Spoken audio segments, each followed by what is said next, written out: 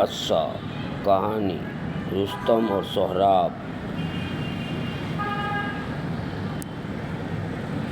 فارسی ادب کی ایک مشہور داستان ہے جو شاہ نامے میں بیان کی گئی ہے۔ یہ ایک المناک کہانی ہے جس میں باپ اور بیٹے کے درمیان جنگ اور موت کا ذکر ہے۔ اس پر کئی فلمیں بنائی گئی ہیں۔ آئیے اسے پھر پیش کرتے ہیں۔ حصہ اول، رستم جو ایران کا ایک بہادر اور طاقتور جنگجو تھا، ایک بار شکار کے دوران توران کی سرزمین پر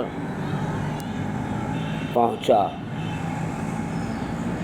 وہاں اس کی ملاقات تہمینہ نامی ایک شہزادی سے ہوئی اور ان دونوں نے شادی کر لی۔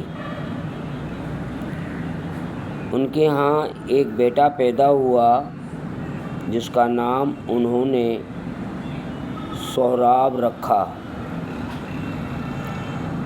سہراب بھی ایک بہادر اپنے باپ کی طرح تھا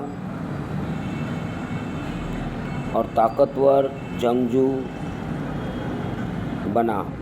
جب وہ جوان ہوا تو اس نے اپنے باپ کے بارے میں سنا اور ایران جانے کا فیصلہ کیا۔ اس کہانی کا حصہ دوم یوٹیوب چینل لب لباب پر دیکھیں اور اسے سبسکرائب بھی ضرور کر دیں۔